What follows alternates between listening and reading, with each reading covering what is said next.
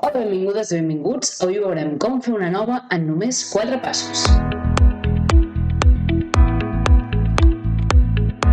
Molt bé, potser ha arribat el moment en què teniu les vostres pròpies dades i us pregunteu si hi ha diferències entre els tractaments que heu aplicat. Potser us seguiu dels diferents tutorials i heu construït un gràfic com aquest. En aquest cas tenim la viabilitat de les llavors en diferents temps d'aplicació d'un tractament, el temps 0, 12 hores, 24, etc. D'acord? I tenim diferents barres i ens preguntem, són diferents? No, perquè visualment veiem que hi ha una reducció de la viabilitat de les llavors en el temps, però són realment diferents? Quines tècniques tenim per demostrar que hi ha diferències? Aquesta pregunta en estadística es tradueix com, hi ha diferències significatives en els tractaments? I avui veurem una manera molt senzilla de testejar-ho si encara no teniu domini d'altres eines que poden ser de molt més interès.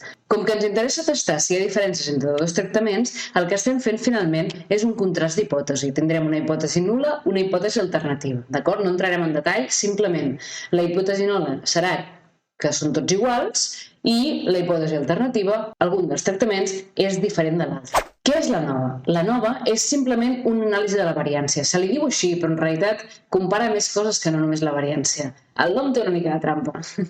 Bé, ANOVA, anàlisi de la variància. Aquest és un dels tests possibles que podem utilitzar per saber si hi ha diferències entre un tractament i un control, per exemple, o entre diferents grups, entre diferents poblacions. Hi ha altres metodologies, però ANOVA realment és la tècnica més extesa i més senzilla d'aplicar, d'acord? Es basa en 3 coses. En primer lloc, la diferència de mitjanes. Per saber si hi ha diferències entre un grup i un altre, el primer que es fixa a l'ANOVA és si les seves mitjanes són diferents. Per exemple, en aquesta línia representa l'eix de la nostra variable que tinguem. Abans estàvem veient viabilitat de les llavors, però pot ser qualsevol altre paràmetre. D'acord?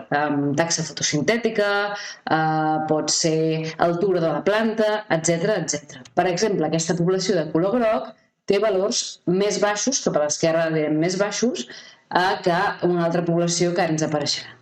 Aquests són valors que hem anat medint valors i més o menys veiem que s'agrupen en aquesta zona de l'eix. I aquí tenim la seva mitjana. Pel que fa a la població blava, hem anat recollint els diferents valors i ens apareixen una mica més a la dreta, d'acord? Aquestes dues mitjanes estan separades, una mitjana és més baixa i l'altra més alta. És el primer en què es fixa la nova, la diferència de mitjanes. Per tant, podríem pensar que són significativament diferents, però es basa en més coses. Es basa també en la variabilitat que tenen aquestes dues poblacions. Tenim la mateixa mitjana, per exemple, però en aquest cas tenen diferent variància. Aquestes mostres tenen valors alguns més alts, alguns més baixos, es distribueixen de forma més àmplia sobre aquest eix, d'acord? Passa el mateix amb la població blava, en què tenim més variància que en el cas anterior i per tant serà molt determinant a l'hora d'acabar de dir si hi ha diferències o no, perquè si hi ha molt solapament entre mostres, habitualment serà que no hi ha diferències entre les dues poblacions. Finalment, un altre element en què ens fixarem per determinar si hi ha diferències o no hi ha diferències és el treball mostral. Fixeu-vos en aquest cas on tenim una gran quantitat de punts, tenim la mateixa variabilitat, no? El mínim i el màxim són els mateixos, de tant la blava com la groga, les mitjanes són les mateixes, però tenim molts més punts de la zona central. Per tant, potser els valors extrems que tenien són poc probables i el més probable és que estiguin realment al voltant de la mitjana. Ens fixarem en aquestes 3 coses per saber si hi ha diferències significatives. Malgrat tampoc ho hem de fer nosaltres, ens ho farà la nova per nosaltres, sí? Arribats a aquest punt, començo a introduir quina relació té la nova amb la distribució gaussiana o la distribució normal, d'acord? Quan tenim aquestes agrupacions de diferents mostres al voltant de la mitjana, veieu aquí el meu cursor, al final el que està fent, la nova assumeix que les poblacions són normals, i que per tant, a partir d'aquestes dades, el que fa és dibuixar una corba normal, una corba amb distribució gaussiana. En aquest cas, per exemple, tenint en compte aquests valors que hem recollit, dibuixaria una cosa així. En aquest segon cas, en què teníem molta més variància, com que tenim valors fins aquí bastant igual de probables que aquesta regió, la corba dibuixada serà una cosa així. Això és la freqüència de probabilitat de valors. I finalment, en aquest cas, com que tenim molta freqüència de dades en la zona central, la normal serà una cosa més aviat així, d'acord? Més aviat més definida. Què és el p-valor? Com direm que hi ha diferències significatives? Doncs direm que hi ha diferències significatives quan l'àrea de solapament entre les dues poblacions, aquesta àrea que queda de solapament entre les dues, és molt petita. Per exemple, en aquest cas, l'àrea de solapament de les dues corbes és molt petita. En termes de probabilitat, podria ser més petita del 5%. En general, aquí ja parlem del nivell de confiança. Si el solapament entre les dues corbes és més petit d'un 5%, tenim una confiança del 95% d'aquestes dues poblacions podrien ser diferents. Sí? En aquest cas, on hi ha molt més solapament, tota aquesta àrea, per exemple, està solapada entre una i l'altra, suma molt més, probablement més del 20% de solapament. I, per tant, és difícil acceptar aquesta hipòtesi alternativa que aquestes dues poblacions són diferents. Ens quedarem amb la hipòtesi nul·la. No podem rebutjar la hipòtesi nul·la perquè realment aquests punts poden ser d'aquesta població, però també podrien ser de l'altra. Sí? En aquest cas, que fixeu-vos que tenim les mateixes mitjanes però més mida mostral, el solapament és molt inferior perquè la probabilitat de la distribució queda més a la zona central. Sí? Per posar-vos també un exemple, us presento aquest gràfic d'un article que vam publicar el 2018 en què discutíem l'efecte del tamany mostral. Aquí teníem aquests gràfics que jo us feia ara, dues poblacions, una groga i una verda, en què aquí tenim una corba amb una N de 26, per exemple, i aquí una corba amb una N de 3. Quan tenim un més baixa N, és més probable que aquesta corba sigui més aplanada als extrems. Llavors, en aquest cas, l'àrea de solapament entre les poblacions groga i verda, quan hi ha la N de 3, és molt més gran que quan hi ha una N més gran. I, per tant, escollir el nostre tamany mostral és molt important a l'hora de poder després veure si hi ha diferències o no entre les diferents poblacions. Que pot ser que hi siguin, pot ser que no, és independent, però el tamany mostral ens permetrà afinar més en aquesta distribució normal. I finalment aquesta àrea de solapament és el nivell de confiança. Habitualment parlem de menor d'un 0,05, un 5%, menor d'un 5%, diem que hi ha diferències significatives, que les dues poblacions són diferents. Per fer aquests tests d'ANOVA tenim múltiples programes, tenim R, StatGraphics, SPSS, Stata, milers de programes que ens permeten fer-ho, però són programes complexos que requereixen posar-s'hi i aprendre'n i a vegades no estan al nostre abast. Si tenim pressa i volem ficar-nos-hi, potser podem buscar alguna alternativa per anar començant. D'acord? És el que us presento en aquest vídeo per poder fer ANOVAs en només 4 passos sense cap programa instal·lat. Bé, alternatives que us presento són, per exemple, aquest portal online que és de Good Calculators, en què pots ficar les dades dels diferents grups que tens, del tractament i del control, per exemple, del tractament 1, tractament 2, etc. I automàticament és online, tal qual, li poses les dades i et calcula la taula ANOVA, d'acord? Que avui mirarem quina és la informació que extraiem. Per altra banda, un altre portal és aquest de SOCS Statistics, en què també podem ficar dades per diferents tractaments i ens calcula. I a més ens permet fer post-hoc, d'acord? Aquest segon té la limitació de que requereix com a mínim una N de 5, mentre que l'altre no hi ha limitació de N. L'ANOVA és una tècnica molt útil i fàcil, relativament fàcil d'utilitzar, però té certs requisits que hem de complir. Si no els complim, si les nostres dades no compleixen els requisits, hem d'utilitzar altres tècniques, d'acord? Els requisits que té l'ANOVA és, en primer lloc, que les dades segueixin un normal. Si no segueixen un normal, tot allò que hem comentat abans no té cap mena de sentit perquè la corba dibuixada de distribució no és una normal i per tant l'ANOVA ha d'operar, és a dir, el test hauria d'operar de forma diferent. A més, l'altre requisit de l'ANOVA és que hi hagi homocedasticitat o igualtat de variàncies, d'acord? Que les variàncies, la variabilitat que tenen els diferents grups que comparem, les diferents condicions experimentals, sigui igual. Per testar si passem o no els requisits, per exemple, també disposem de portals online que ens permeten testejar-ho sense cap programa i de forma molt senzilla. Per la normalitat teniu, per exemple, altre cop un link de SOCS Statistics, us deixaré l'enllaç a la descripció, per aplicar, per exemple, aquest test que és un dels més famosos per testar normalitat de les dades. Per altra banda, per la homocedasticitat teniu el test de l'event, que també és dels més famosos per testar si dues poblacions tenen la mateixa variància, d'acord? Si passeu els requisits de l'ANOVA, podem aplicar una ANOVA. Posem-nos a l'acció.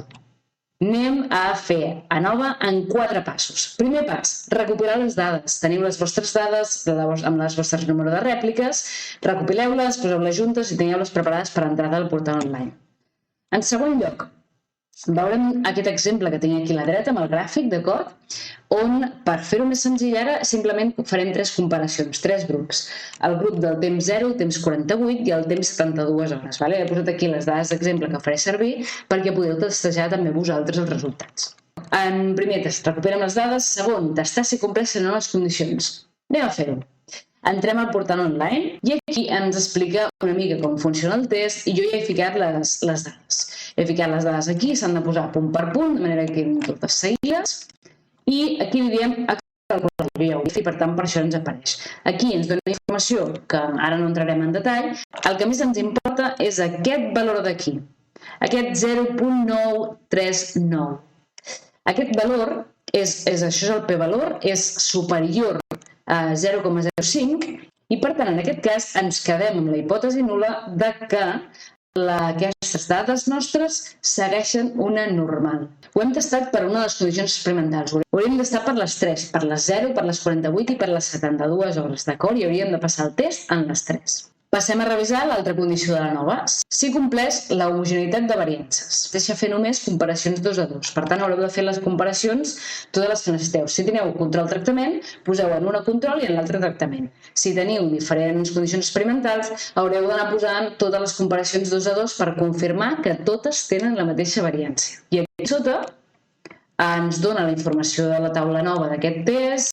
I aquí sota de tot podem trobar el que ara mateix ens interessa més, que és el p-valor d'aquest test, que és 0,33. Què implica aquest 0,33? Doncs, altre cop, implica que passem el test. Les dades són homogènies.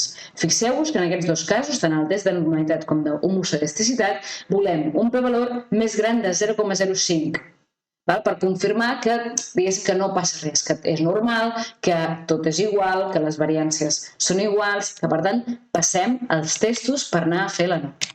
Ara ja sí, anem a fer el test de nova, on el que voldrem per dir que hi ha diferències significatives és al revés, és que sigui més petit de 0,05. Fixeu-vos en aquests símbols. Anem al portal online i en primer lloc us ensenyo aquest de Good Calculators. En aquest cas no té problema amb el tamany mostral, podem ficar diferents grups, fins i tot podem eliminar-la. Jo aquí he ficat les dades dels 3 grups que us ensenyava abans i li donem a calcular, d'acord? Ens calcula i aquí sota ens apareix el més important, p-valor, aquest d'aquí. Ens surt que p-valor 0, és a dir, que la probabilitat, el solapament entre les dues poblacions és 0. La probabilitat de que una població sigui igual que l'altra és molt, molt petita. D'acord? A nivell probabilístic, un 0 és impossible. Simplement que aquest programa té una capacitat limitada de decimals. En aquests casos procedirem a indicar que el p-valor és més petit de 0,01. D'acord? No és que sigui 0 absolut, perquè això és impossible, simplement és un artifici matemàtic de que no té la capacitat per mostrar-nos els decimals que toquen. Amb altres programes sí que podem obtenir els decimals que necessitem. D'acord? És una limitació d'aquest programa. Amb una altra opció és aquest que dèiem dels SOC estadístics, en què també tenim aquí per posar les dades tractament 1, tractament 2, tractament 3, o només 2, si només en teniu 2, és igual, i li donem a calcular. Jo ja ho he fet, i ens surt també una taula nova, que no entrarem en detall per entendre-la, i aquí a la part de sota ens surt el p-valor, que en aquest cas sí que ens surt més decimals. Fixeu-vos que efectivament no és 0, ens confirma que almenys pot demostrar que és més petit de 0,00001. D'acord? Per simplificar en zeros, normalment la notació que s'utilitza és 3 decimals després de la coma, per tant posarem que sabem segur que és més petit de 0,001. Per tant, molt probable que les poblacions siguin diferents. D'acord? Per tant, el que podrem fer és ja en aquest gràfic que teníem construït incorporar aquest p-valor que diu hi ha diferències entre els tractaments. Almenys algun dels tractaments és diferent. P-valor més petit de 0,001. D'acord? Hi ha diferències significatives, ja ho podem dir. El que passa que en aquest cas, com que teníem més d'una comparació, temps 0, temps 48, temps 72, no sabem si les diferències són entre algun dels grups o entre els 3 grups. Són tots diferents o només són alguns. Per fer aquest subtest, un cop ja hem fet la nova, aquest test se li diu test post-hoc, que és test a posteriori, d'acord? En el cas que tinguem més de 2 tractaments, ens interessarà fer-lo. En un dels exemples que teníem posats, en aquest dels SOC estadístics, per fer one way ANOVA, que és el que estem fent, una ANOVA d'un factor, d'acord? És el factor tractament. Si posem 3 tractaments, ens dona l'opció de, ja ens ensenya el test post-hoc. En aquest cas, important, ens fa el Tukey HST. Així és com es diu el test i ho hauríeu de dir perquè hi ha diferents testos i tenen assumpcions diferents i poden donar resultats diferents. En aquest cas, que aplica aquest test postdoc en concret, aquí ens ensenya el resultat. Va tastant el tractament 1 amb el 2 i aquí ens surt el p-valor. T1 i T2 són diferents, T1 i T3 també són diferents, T2 i T3 també són diferents, per tant, tots són diferents entre ells. Per reflectir això als nostres resultats, habitualment es posa en forma de lletres. Si tots han sigut diferents, cada lletra correspon a un grup diferenciat. Per tant, 72 hores és diferent de l'1 i el 2, 48 hores és diferent de l'1 i el 3 i 0 hores és diferent del 48 i 62. Ho indiquem amb aquestes lletres que incorporem al gràfic. Si només teniu tractament i control, oblideu-vos d'això, no us fa falta, amb el p-valor ja en tenim prou, ja podeu dir que hi ha diferències significatives. Si teniu més tractaments, sí que fa falta aplicar aquest tipus de test. Doncs ja ho teniu, ja heu fet la vostra primera nova amb només 4 passos. A recordar que, sobretot, això és només un petit tastet perquè com podeu començar a testejar si les vostres dades, si el vostre experiment ha donat resultats significatius o no, d'acord? Hi ha molta informació darrere de tot aquest procés, hi ha molts detalls que cal conèixer, que cal entendre, però de moment, per una primera aproximació, això ja ens servirà. Sí? Bé, us desitjo molta sort provant amb aquesta nova i molts ànims!